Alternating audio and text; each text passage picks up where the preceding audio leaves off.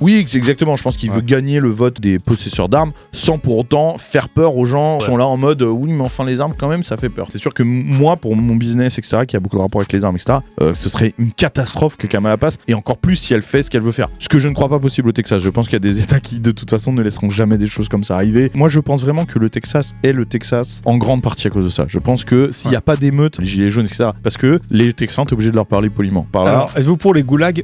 Voilà encore un replay du Grand Stream qui n'a pas pris une ride parce que oui, Donald Trump a remporté l'élection, mais qu'est-ce que ça veut dire pour le deuxième amendement? Qu'est-ce que ça veut dire pour le port et la possession d'armes aux États-Unis? Eh bien, Baptiste Marchais a fait ses recherches et nous montre la position des républicains et des démocrates. Je sais que la question du port d'armes est quelque chose qui intéresse beaucoup les patriotes. D'ailleurs, en parlant de patriotisme, il faut remercier le sponsor de cette vidéo, Kalos, l'artisanat patriote français. Si vous voulez des produits made in France, rendez-vous sur kalos-france.com. Ce sont des produits fabriqués en France, des couteaux, des bijoux, des vêtements que vous pouvez avoir à moins 10% avec le code Trump 2024. Oui, ils soutiennent cette chaîne et pour les fêtes, n'hésitez pas à faire un cadeau made in France avec des beaux produits trouvés sur kalos-france.com. Allez voir leur catalogue, tous les liens sont en description et en les soutenant, vous nous soutenez aussi. Allez, c'est parti pour la chronique de Baptiste. Le droit des armes. Donc j'ai étudié un petit peu la question, parce que c'est vrai qu'on avait d'abord abordé le sujet, surtout toi, tu avais abordé ça sur Radio Dixie, tu nous avais donné un peu les tendances de Kamala Harris, etc., de Trump environ en fonction du second amendement, mais moi je voulais avoir des choses concrètes, entre guillemets, à dire, c'est-à-dire quand on dit, oui, elle est tu vois, plutôt anti-armes, et lui il est plutôt pro-armes, etc.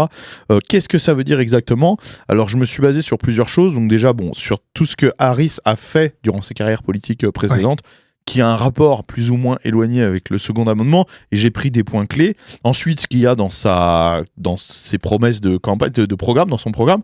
Et pour Trump, je me suis basé sur une interview de la NRA qui interviewe l'équipe de campagne de Trump et qui est là en mode, bon alors vous nous dites que vous êtes pro-second amendement, mais qu'en est-il exactement? Et on voit que des fois c'est un peu plus subtil que ça. C'est-à-dire qu'il y a des positions où la NRA ils aimeraient bien que Trump soit un peu plus ouvert, et en fait où des fois c'est bon. D'accord. Donc on va voir, je vais commencer avec Harris et je vais faire Trump après, si vous voulez bien, ok? Ça vous va? Ah ouais, nickel. Très bien. Alors déjà en 2008, Harris, elle a soutenu un amicus curiae, donc c'est un avis juridique, d'accord? Je vous passe les détails de nerd très compliqués, etc. Vous allez comprendre de toute façon la grande tendance du truc. Après, si toi tu veux expliquer exactement... Je t'interromprai avec plaisir. Mais voilà, un amicus curiae, donc voilà. Dans le cas du district de Columbia, voilà, elle s'est rangée du côté des avocats en faveur des interdictions sur le droit de porter des armes. Ça faisait partie des procureurs. Elle a fait partie des procureurs qui soutenaient une loi interdisant la possession d'armes dans Washington DC. Donc là, très clairement, là, j'ai pris ça parce que là, c'était en 2008. Hein. Mais ce que je veux dire, c'est que là, on peut pas faire plus clair. C'est dans les procureurs qui en ont leur avis, interdiction de la possession d'armes dans Washington. Donc là, on parle de chez toi, dans ta maison. Possession d'armes. Wow. Voilà. Ouais. Ensuite, à San Francisco, donc là, on connaît, quand elle était à San Francisco, en tant que procureur de San Francisco, elle a contribué à des lois visant à restreindre la possession d'armes. Donc là, c'était dans une publication du San Francisco Daily Journal de 2007, donc juste avant le truc dont je vous ai parlé. Et ça incluait des lois co-rédigées avec d'autres responsables visant à faire de San Francisco une ville avec des restrictions très strictes sur les armes à feu, ce qui a été... ces restrictions, aujourd'hui, sont d'actualité. Alors, c'est plus de sa faute à elle, mais c'est-à-dire qu'elle a fait partie du groupe qui a préparé les lois très restrictives à San Francisco sur la possession, le droit des armes, et qui aujourd'hui sont appliquées. Tu as une idée des restrictions? Parce que je sais qu'il y a des nerds, des guns. Alors, non, justement, j'ai pas fait un truc qui parle que nerds, des guns. Après, moi, je connais un petit peu les lois, parce que j'ai habité... T'as habité à San Francisco? Pas à San Francisco, mais dans le Silicon Valley, à côté de Stanford. Il y a des restrictions en Californie, de toute façon, sur le type d'arme que vous pouvez avoir. Et c'est pas juste une question de type d'arme, il y a des questions de modèles autorisés dans une base de données. Genre le gouvernement donc généralement, c'est sur une question de chargeur, etc., de comment c'est fait. Et là, c'est même pas juste une question de chargeur ou de type d'arme, genre de capacité ou des choses. C'est une question, ils vont te dire Glock 4ème génération autorisée, 5ème pas encore, c'est en revue, tu vois. Ce genre de truc. Alors que les flingues sont balistiquement identiques, tu vois. En tout cas, c'est tout ça, des choses qui visent à restreindre le droit, parce qu'en fait, c'est vraiment ça. C'est une question de est-ce qu'on l'ouvre, est-ce qu'on le restreint. En fait, ça donne une tendance générale. En 2019, elle a, donc dans plusieurs médias, elle a exprimé un soutien au programme de rachat obligatoire. Alors, c'est comme ça que je le traduis. Je sais pas si tu peux... Buyback programs, pour les armes semi-automatiques, donc, qualifiées de style militaire. En fait, c'est ça le problème, c'est que ça, c'est des gens qui ne savent pas de quoi ils parlent. En gros, ils parlent des AR, plus ou moins. Oui. Et peut-être AK, peut-être différentes choses, mais en gros, comme ils savent pas exactement. Ils parlent des armes ils ont les mêmes dans Call of Duty. Des armes qui ressemblent à des armes militaires, donc ils se disent c'est plus dangereux parce que ça ressemble à des armes militaires, tu vois. Et des programmes de rachat, ce qu'on veut dire, c'est que en fait, le gouvernement peut pas les venir et les saisir chez vous, parce qu'il y a le 4e amendement qui protège votre propriété privée. Voilà. Mais en fait, ce qu'ils vont vous dire, c'est qu'il y a un mandat de rachat obligatoire. Donc le gouvernement va vous le racheter, mais vous n'avez pas le choix de ne pas leur vendre. En fait, ils le rachètent, mais avec l'argent public, donc avec l'argent des autres. Ou le vôtre, en fait. Puis ils vont le détruire après. Ils vont les détruire après, parce que qu'est-ce que vous voulez qu'ils en foutent, tu vois. Donc c'est vraiment de l'argent foutu par les fenêtres pour retirer. On paye. Vous payez pour retirer de la liberté à des gens, c'est magnifique. Mais en gros, en fait, les mecs qui payent des impôts et qui ont des armes, c'est eux qui se rachètent leurs propres armes pour les détruire. Ils payent pour détruire leurs armes, en fait. Après, la destruction monétaire par proxy. C'est ça. Et quand on lui a demandé si c'est quelque chose qu'elle pourrait mettre en place, elle, si elle était au gouvernement, elle a dit un tel programme doit être mis en place de la bonne manière. Elle n'a pas dit elle a dit qu'elle était pour et qu'il fallait que ce soit fait bien fait. Alors, qu'est-ce qu'elle entend par là ? Alors, êtes-vous pour les goulags ? Alors, si c'est bien fait. Oui, c'est exactement ça. C'est ça. Au niveau de la Cour suprême, j'ai pris cet exemple parce qu'on va en parler après pour Trump, parce que la Cour suprême, c'est très important de savoir si vous avez des juges de la Cour suprême. Les juges étant nommés par le président, je fais un raccourci en gros pour que les gens qui seraient pas au courant. C'est important d'avoir des juges pro second amendement ou pas, parce que c'est très clairement ça qui vont prendre des décisions qui vont faire un peu comme ce qu'on dit jurisprudence, entre guillemets, aux États-Unis. En 2018, elle a déclaré être ouverte à l'idée d'élargir les pouvoirs de la Cour suprême pour inclure plus de juges qui pourraient soutenir des mesures restrictives sur les armes à feu. En gros, la question, parce que on t'es toujours là, mais qu'est-ce qu'il y a des trucs détournés, vous savez comment elle répond. En gros, la question, c'est de savoir, vous allez nommer des juges pro-second amendement ou anti-second amendement. On a posé la question à Trump, vous verrez ce qu'il a répondu après, et quand on lui a posé la question à elle, elle a dit qu'elle était ouverte à nommer des juges anti-second amendement. Dans quelle année ça ? C'était en 2018 là. 2018. Ah non, là c'est des choses récentes. Là je suis passé sur des choses de son programme maintenant. Sur le truc du rachat obligatoire, c'est en 2019 qu'elle a dit ça. Ouais, c'était pendant la primaire. C'est vraiment voilà. Ensuite là dans son programme il y a une législation. Elle parle d'une législation sur les chargeurs de haute capacité. Donc en gros, les chargeurs de plus de 10 coups ou alors de plus de 15 coups, ça dépend les lectures, ça dépend qui dit haute capacité. Mais en gros, les chargeurs type normal, un chargeur d'AR, généralement c'est 30 coups. C'est en moyenne. Après, il y a des 60, il y a des camemberts, il y a tout ce qui existe. De manière générale, pour simplifier, on va dire un chargeur de 30 coups. Et en fait, c'est tout ce qui fait l'intérêt d'un AR. Un AR, c'est une carabine semi-automatique. Sauf si vous avez un modèle full auto qui rentre dans une autre législation. Si vous avez un AR normal, l'intérêt c'est que c'est un semi-auto dans lequel tu peux mettre un chargeur de 30 coups. Si demain vous avez un chargeur de 5 coups, c'est une carabine semi-automatique de chasse. L'AR n'a plus tellement d'intérêt. Il y a d'autres choses, parce que vraiment je veux pas rentrer dans des trucs de nerd. Non, mais en gros là, c'est dire ça, c'est l'équivalent d'interdire les AR en fait sans les interdire en gros. Tu vois. Du coup, pourquoi interdire les AR ? Eh ben, elle a quand même proposé ça aussi. C'est ça qui est marrant, c'est que dans son programme il y a les deux. C'est fromage et dessert. Voilà. Donc, elle voudrait travailler sur une proposition de loi qui interdirait alors ce qu'elle appelle les armes d'assaut. Et c'est ça le problème, c'est qu'en fait, AR ne veut pas dire arme d'assaut. C'est l'ancien acronyme d'une marque qui a été un des précurseurs dans les boîtiers AR. S'appelle Armated, je sais plus quoi. Armalite, voilà. Et aujourd'hui, en fait, les gens ils pensent que ça veut dire assaut rifle. Donc du coup, ils disent c'est ça les armes d'assaut, etc. Tu penses que Kamala elle pense ça ? Oui.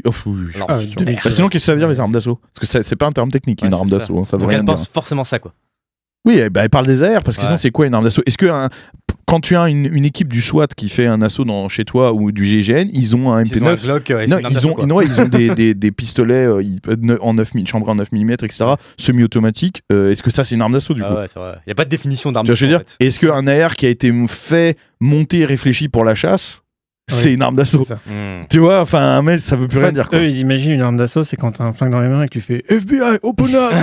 Ouais. En fait, arme d'assaut, pour eux, c'est quand tu rentres dans une école et que tu tires sur les gens, en gros. Plus ou moins. Parce que si c'est dans les mains de leur FBI à eux, non. Là, oui, parce que le FBI n'est bien entendu pas sujet aux restrictions. Quand il débarque chez toi pour tuer ton écureuil. En fait, arme d'assaut, c'est pas une catégorie reconnue dans le monde des armes. Point. Non. Il n'y a pas de définition. Non, ça veut rien dire. C'est vrai que ça, il faut le répéter parce que c'est pas. Il y a des choses qui ont des définitions très claires, tu vois, genre. Une courgette, personne ne peut dire non, mais ce que je veux dire, c'est abstrait. Dans la loi, il y a des choses qui sont très bien définies. Mais arme d'assaut, c'est-à-dire que vous trouvez 15 mecs différents, surtout dans le domaine des armes où tout le monde a un avis, tu auras 15 définitions différentes. Voilà. C'est-à-dire que tu prends un catalogue de 100 armes et tu demandes à un groupe de 15 personnes Classer-les assaut par assaut, t'auras 15 versions. Moi, si on me demande mon avis, que c'est une arme assaut, je ne sais pas. Ça dépend de. Je sais pas ce que tu entends par ça. Comment est-ce que tu parles de ça? Dans quelle catégorie tu rangerais un AR, par exemple? Ça dépend comment il est configuré. Ça dépend ce que c'est un AR. En fait, le problème, c'est que c'est pas un modèle, c'est un type de. C'est comme si je te disais une voiture sportive. Ouais. C'est quoi une sportive? C'est une Formule 1. Tu vois ce que je veux dire? C'est quoi? C'est un Porsche Cayenne ou est-ce que c'est une Renault 21 tunée? Ouais, tu vois ce que je veux dire? Sportif, ça veut dire quoi?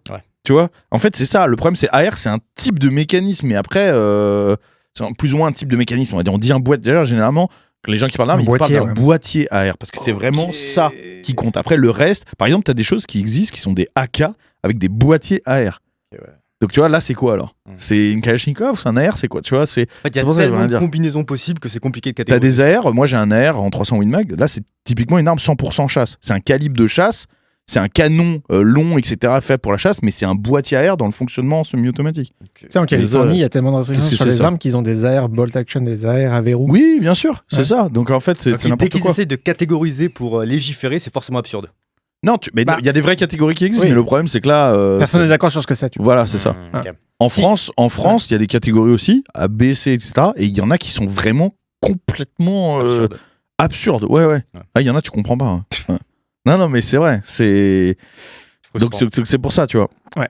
Alors pour Trump, à l'époque de son premier mandat, il a nommé déjà plusieurs juges, quand on parlait de la Cour suprême, plusieurs juges pro-second amendement à la Cour suprême. Donc Neil, j'ai les noms, alors je sais pas trop les prononcer, parce qu'il y en a pas un qui a un nom normal, à part Amy Coney Barrett. Tous les autres, c'est Barrett. Kavanaugh ou Kavanaugh. C'est Kavanaugh. Neil Gorsuch. Neil Gorsuch. Ouais, voilà. Bon, tous ces gens, qui sont des juges, c'est des exemples, qui eux sont des entre guillemets puristes du second amendement, c'est-à-dire interprétation littérale du second amendement. Ça veut dire en français, jamais en... Comment tu dirais? Jamais enfreindre. Jamais enfreint. Ouais, le droit à posséder, porter des armes ne doit jamais être enfreint. Point. Ouais. Et à s'organiser en milice. Point. Après, donc pour eux, jamais, ça veut dire jamais. Jamais, ouais. Voilà. Une courgette, c'est une courgette. Vraiment, on est là-dedans. C'est un peu normal quand tu nommes un juge qui s'appelle Amy Coney Barrett. Oui, il s'appelle Barrett. C'est du calibre 50, cette femme. C'est vrai. Et c'est combien de juges, t'as dit? Là, j'en ai cité 3 sur 9. Pendant son premier mandat. Pendant son premier mandat aussi, ils ont annulé, parce que je regarde sur mes notes, ils ont annulé une législation qui avait été passée à l'époque d'Obama. Alors ça, c'est un petit peu compliqué. C'est une législation qui lie les programmes de la sécurité sociale avec les background checks des armes à feu, pour que les gens qui ont été diagnostiqués avec des troubles, que ce soit psychologiques ou psychiatriques, ne puissent plus acheter d'armes à feu. Mais en gros, ça veut dire que quand tu vas... C'est-à-dire que le gouvernement, il a accès à ton historique médical pour que tu vas acheter un revolver, ton historique médical. Mais du coup, ça devenait n'importe quoi. Parce que si tu as vu un psy dans ta vie et que tu as été sous antidépresseur, tu pouvais plus, pouvais plus acheter d'armes. Donc en fait, c'était n'importe quoi. Et puis surtout, c'était que comme ça, tu sais, ça sonne bien. Tu te dis, c'est normal, les malades mentaux qui puissent pas. Mais en fait, les malades mentaux, ils sont pas censés être en liberté déjà. C'est pas parce que tu as eu des problèmes mentaux. Et surtout, en fait, le pourcentage de personnes qui ont pris des antidépressifs. Et puis le fait qu'on ait accès à ton truc comme ça pour dire, c'est trop. Voilà, bref. Donc ça, c'est quelque chose qu'il a annulé, tu vois. Et donc il y a des gens qui c'est vraiment le gouvernement qui s'immisce dans ta vie privée. Oui, bien sûr. Là, oui, et puis surtout pour des raisons qui sont vraiment très discutables, quoi. Dans les lois promis, je sais pas si on dit promis, mais annoncé par le gouvernement pour la campagne Trump dans le programme de cette année, il y a la réciprocité nationale des permis de port d'armes. Donc ça, c'est très important. Ça veut dire que Olivier et moi qui avons le droit de porter une arme ici au Texas, moi quand je vais dans des autres États, alors je suis obligé de regarder, alors est-ce qu'il y a une réciprocité ou pas, il y a des États qui acceptent ou pas. Quand je vais dans l'Ohio par exemple, c'est mort. Là, il serait obligé, entre guillemets, d'accepter ton permis port d'armes, c'est-à-dire que comme tu l'as eu, il t'est attribué en tant qu'individu et en fait il est plus soumis au territoire où t'es. C'est inter-État. Ça serait inter-État, ça veut dire que si je vais en Californie, ils peuvent pas me dire non, ici c'est interdit. Si je vais à San Francisco, ils peuvent pas me dire non, c'est interdit. Ce serait exceptionnel, mais le problème c'est est-ce que c'est constitutionnel? C'est un débat qui va être intéressant de savoir. Je pense que oui, parce que le second amendement est constitutionnel, donc normalement un État ne peut pas se mettre en travers de la Constitution. Donc c'est pour cette question-là. Normalement, il ne devrait pas y avoir de restriction d'armes en Californie. Exactement. Pour moi, ce qui est anticonstitutionnel, c'est la restriction d'armes. Donc je comprends. C'est-à-dire que moi, généralement, je suis pas pour, même si ça va dans mon sens, qu'on puisse imposer aux États une décision fédérale. Oui. Ouais. Sauf quand c'est constitutionnel, c'est la base même des États-Unis, ça n'existerait pas sans la Constitution. Si c'est comment on dit pour la déclaration d'indépendance, j'ai oublié comment on dit.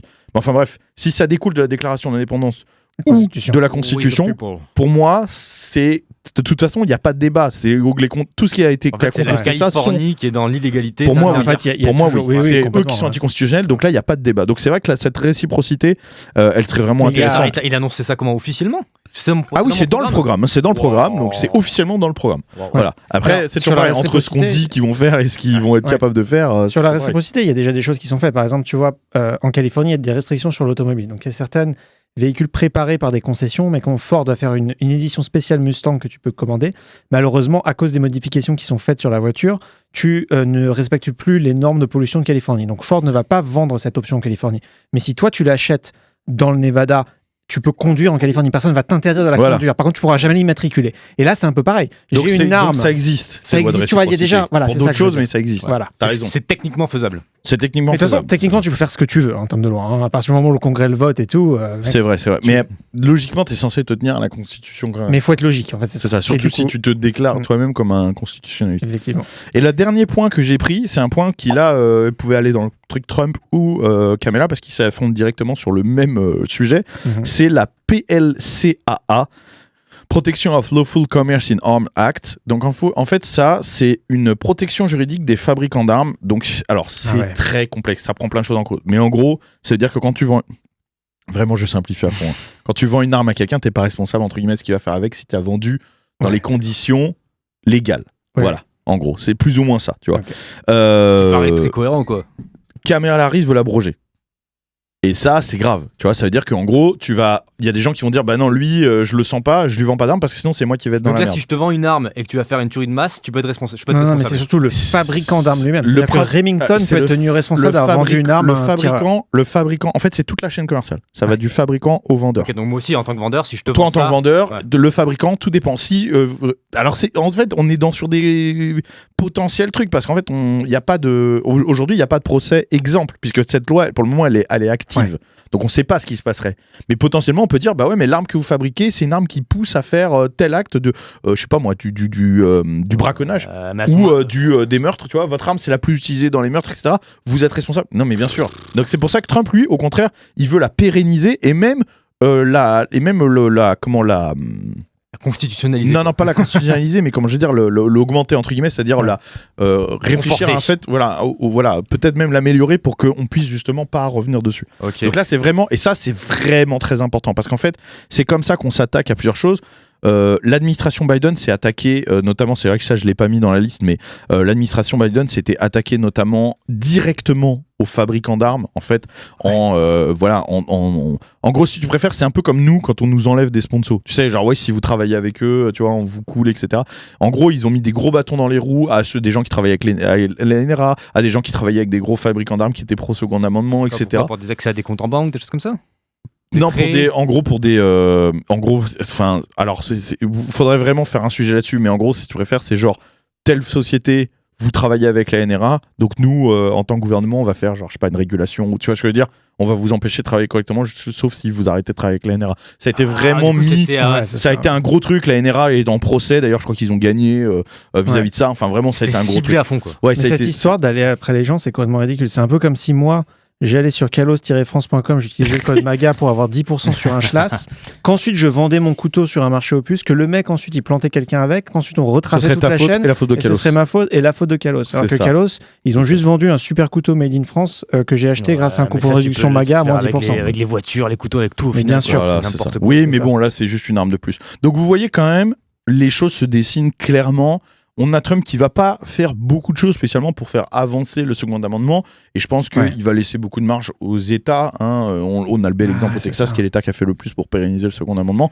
Mais quand même, il y a la loi sur la réciprocité, le fait de vouloir garder la loi de protection des vendeurs. Enfin, il y a différentes choses. Il a fait des choses dans le passé quand même qui sont quand même le fait d'abroger la loi Obama sur les gros groupements avec la sécurité sociale, c'est pas rien parce que c'est dur à porter comme décision face aux gens d'expliquer tu vois, quand on te vend un truc, non, c'est pour empêcher les malades mentaux d'avoir des armes. C'est dur derrière d'arriver et de dire non, c'est pas exactement ça, voilà. Donc quand même, moi je trouve c'est quoi qu'ils reprochent les gens en fait à Trump par rapport à ça? Qui? Tu dis que tu nous disais avant la chronique que peut-être certaines personnes pro-armes disaient que Trump n'était pas... Non, je disais qu'il n'était pas assez, tu vois ce que je veux dire, parce qu'il laisse le choix, il laisse la décision à des États d'interdire les armes, etc. Okay, mais le choix est clair entre Kamala et Trump, quoi, pour un mec pro-arme. Oui, très clairement, oui. C'est pour ça d'ailleurs que la NRA, la Guns Rifle Association, la Guns Rifle Association, toutes les gros lobbies pro-armes disent oui, très clairement, c'est notre candidat. Là, il n'y a pas de doute là-dessus. Je veux dire, il y a un truc que les pro-armes, qui fait flipper les pro-armes chez Trump, c'est quand il y a eu le shooting à Las Vegas où le mec a utilisé un bump stock.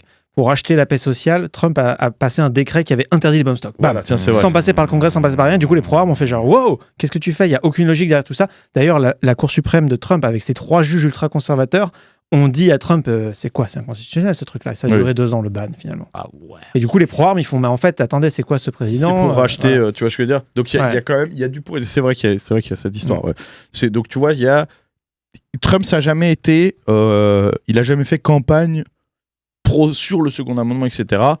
Il fait une campagne qui est plus large en mode, c'est la Constitution générale. Il n'a pas de tu vois, je pense que Vance va être déjà plus attaché directement au second amendement. Trump, c'est pas le candidat des armes particulièrement. Est-ce que politiquement, il n'a peut-être pas grand-chose à gagner ? C'est plus... Oui, exactement. Je pense qu'il veut gagner le vote le vote des possesseurs d'armes sans pour autant faire peur aux gens, aux boomers de droite qui sont là en mode oui, mais enfin les armes quand même, ça fait peur. Tu vois. Je pense que voilà, il veut rester dans le cadre de c'est la Constitution, c'est comme ça et puis c'est tout. Mais enfin, il a quand même dit, notamment chez Joe Rogan et d'autres, il a quand même dit que la possession d'armes faisait baisser la criminalité, que ça aidait à la sécurité du territoire, etc. Donc il a quand même dit des choses très clairement. Et puis il a fait des meetings de la NRA, etc. où là carrément il était. Alors c'est sûr que c'est devant la NRA, donc voilà. Mais ce que je veux dire, il a quand même pris des positions vraiment dans la façon de s'exprimer. C'est-à-dire si on regarde pas trop les lois, etc. Tout ça, parce que c'est pas non plus, même s'il y a des différences. Kamala, elle a pas encore fait ses bans des AR, etc. C'est que des effets d'annonce, tu vois. Mais si on regarde dans la façon de s'exprimer, on a clairement une candidate qui parle aux anti-armes et clairement un candidat qui parle aux détenteurs d'armes. Quand Trump va au Congrès libertarien, il dit qu'il est libertarien. Quand il va à la NRA, il dit je suis pour la possession d'armes nucléaires tactiques. Non, mais t'as compris, quoi. Tu vois ce que je veux dire. Après, oui, voilà, c'est comme ça. Ouais. Donc, on peut quand même en déduire. Voilà, c'est sûr que moi, pour mon business, etc., qui a beaucoup de rapport avec les armes, etc., oui, ce serait une catastrophe que Kamala passe, et encore plus si elle fait ce qu'elle veut faire. Ce que je ne crois pas possible au Texas. Je pense qu'il y a des États qui, de toute façon, ne laisseront jamais des choses comme ça arriver. L'interdiction des AR, des charges à haute capacité, je vois pas comment ils pourraient faire ça.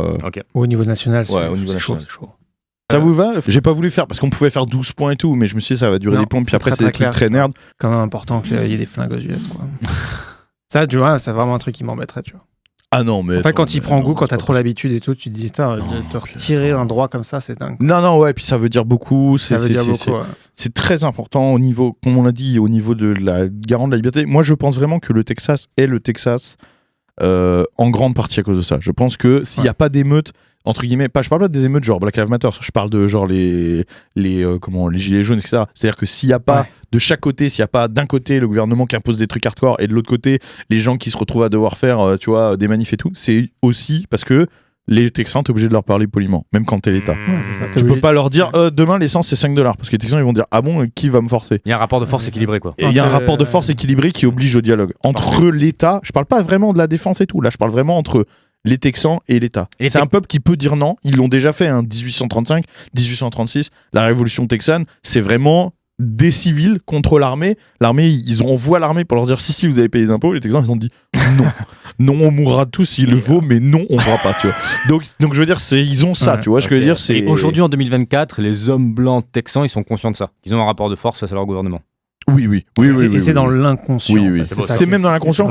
Mais c'est un truc qui revient souvent. Moi, quand je parle, par exemple, sans aborder le sujet, quand je parle avec, par exemple, je travaille avec Marc, c'est quelqu'un qui travaille pour moi pour guide de chasse, tu vois, qui est pas du tout un mec politique. Mais bon, c'est un mec qui chasse des ours, des alligators et tout, tu vois. Mais voilà. Un jour, je lui ai parlé de ce qui se passait en France sur certaines décisions et tout. Le premier truc qu'il a dit, c'est c'est ça quand on interdit les gens d'avoir des armes. Tu vois, dans sa tête, ça va de pair. C'est te dire vous avez pas d'armes, donc c'est sûr ils peuvent vous imposer tout ce qu'ils veulent. C'est automatique, c'est full automatique même. Culturellement, c'est exceptionnel parce que ça en France, ça n'existe pas. Ça n'existe plus.